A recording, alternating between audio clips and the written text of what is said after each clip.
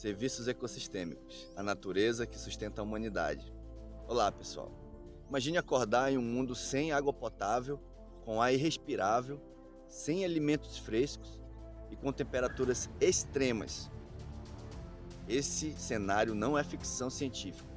É o que aconteceria se os serviços ecossistêmicos deixassem de existir. Os ecossistemas, florestas, oceanos, rios, solos, trabalham silenciosamente para nos fornecer ar limpo, água, alimentos, regulação do clima e até bem-estar mental. Hoje, vamos explorar o que são serviços ecossistêmicos, como são classificados, por que são essenciais para a economia e sociedade, quais as ameaças e como podemos protegê-los. Os serviços ecossistêmicos ou ambientais são os benefícios que a natureza fornece gratuitamente para a sobrevivência e o bem-estar humano.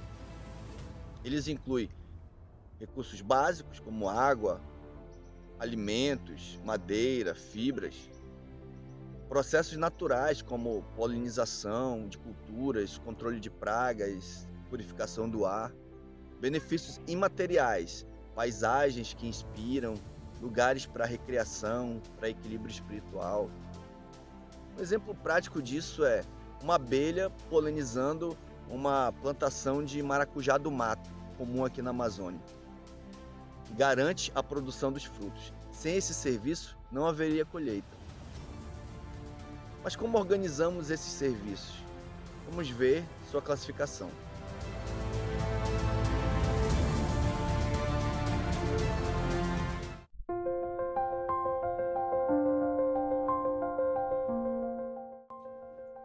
Então, continuando sobre a avaliação dos serviços ecossistemas, a classificação dos serviços ecossistêmicos. Essa classificação ela foi dada a partir de 2005, quando finalizou o trabalho da avaliação ecossistêmica do milênio. Foi um grupo de trabalho realizado a partir de 2001, a partir do secretário-geral da ONU, Kofi Annan. Então, essa avaliação classificou os serviços ecossistêmicos como serviços de provisão, serviços de regulação, serviços de suporte e serviços culturais. Os serviços de provisão são recursos naturais que usamos diretamente. Por exemplo, alimentos, peixes, grãos, frutas, água doce, matérias-primas, madeira, fibra e têxteis, né? Nós temos aí no número 2 os serviços de regulação, que são processos que mantêm o equilíbrio ambiental. Por exemplo, florestas que absorvem o gás carbônico e regulam o clima. Zonas úmidas filtram poluentes da água. Manguezais reduzem o impacto de tsunamis. Número 3, serviços culturais. São benefícios não materiais que a natureza realiza para os humanos. Por exemplo, turismo em parques nacionais, uma forma de serviços ecossistêmicos. O valor espiritual de florestas sagradas, né? Muitos povos e comunidades tradicionais possuem muitas áreas ancestrais e são áreas sagradas, então isso é uma relação direta com a cultura. Além do bem-estar mental proporcionado por áreas naturais. Já o número 4, os serviços de suporte, são os processos essenciais para os outros serviços. Por exemplo, a fotossíntese, né, que é a base das cadeias alimentares, né, a produção de vegetais, a ciclagem de nutrientes no solo, o ciclo do nitrogênio, etc. A importância econômica e social dos serviços ecossistêmicos. Um dado-chave é que mais de 44 trilhões de dólares, ou seja, 50% do PIB global, dependem moderada ou altamente da natureza. Isso é um dado do Fórum Econômico Mundial. Então, dentre exemplos críticos que a gente pode apresentar aqui, os impactos na economia são gigantescos sem esses serviços. Por exemplo, sem a polinização, setores agrícolas entrariam em colapso. Desertificação, por exemplo, reduz a produtividade de terras agrícolas, e é um grande problema ambiental. Saúde pública. As áreas verdes urbanas reduzem o estresse e doenças respiratórias, por exemplo. Então, ecossistemas intactos evitam, inclusive, zoonoses. Aqui na Amazônia, aumenta muito os casos de leishmaniose e de malária, por exemplo, em áreas próximas a áreas desmatadas, né? Então, isso daí é um exemplo prático e real que se tem aqui no Brasil sobre isso. A segurança alimentar hídrica. Solo fértil e chuvas regulares sustentam a agricultura. Bacias hidrográficas protegidas garantem água limpa. Então, são exemplos de como esses serviços são de grande impacto para o nosso meio. Já as ameaças a esses serviços ecossistêmicos, elas são bem conhecidas de todos nós, né? As principais pressões, por exemplo, dos serviços ecossistêmicos são o desmatamento, onde mais de 10 milhões de hectares são perdidos por ano, segundo dados da FAO, de 2020, né? A poluição, onde os plásticos nos oceanos, agrotóxicos em rios, representam um grande problema à saúde pública, saúde humana.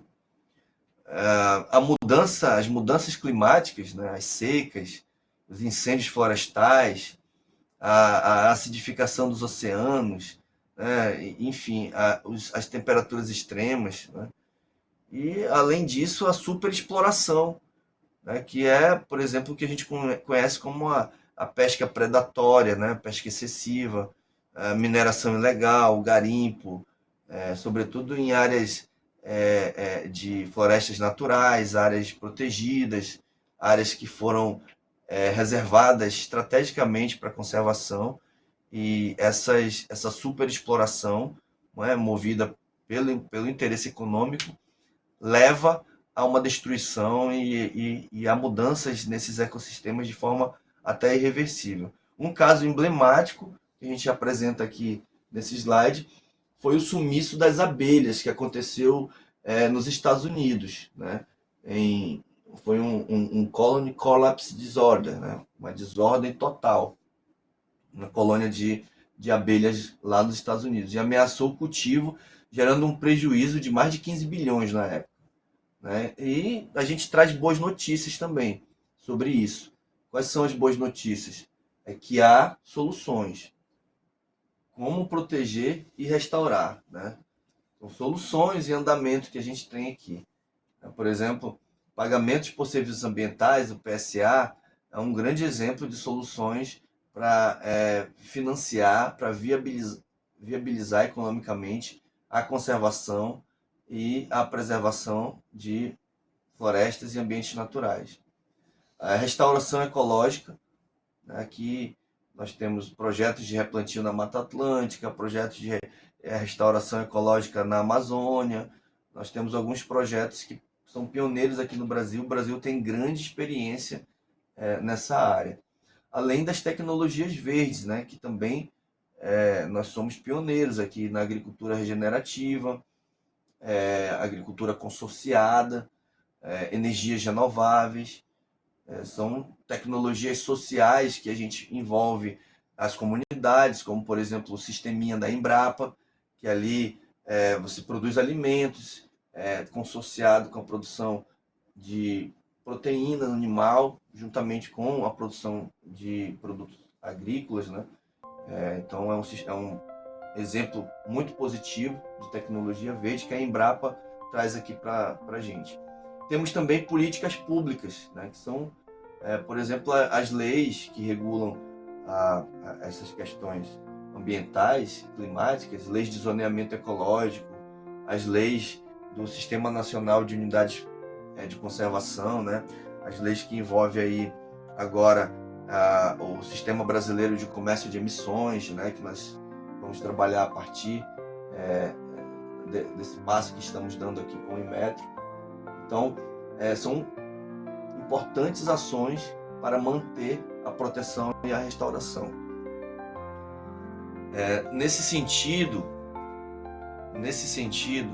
a conservação dos serviços ecossistêmicos é fundamental para a manutenção da vida no planeta. Sem os serviços ecossistêmicos, a vida na Terra fica inviável. Nós já podemos perceber isso com as notícias, com as mudanças climáticas que estão acontecendo. O sul do Brasil viveu momentos de muita tristeza, muitos prejuízos econômicos e ambientais. Nós temos aí exemplos firmes também na Europa, regiões inteiras alagadas, regiões passando por deslizamentos, desmoronamentos de terra, passando por secas, enfrentando secas extremas. Então, os serviços ecossistêmicos são importantíssimos para que a gente possa garantir a sobrevivência humana na Terra. Obrigado.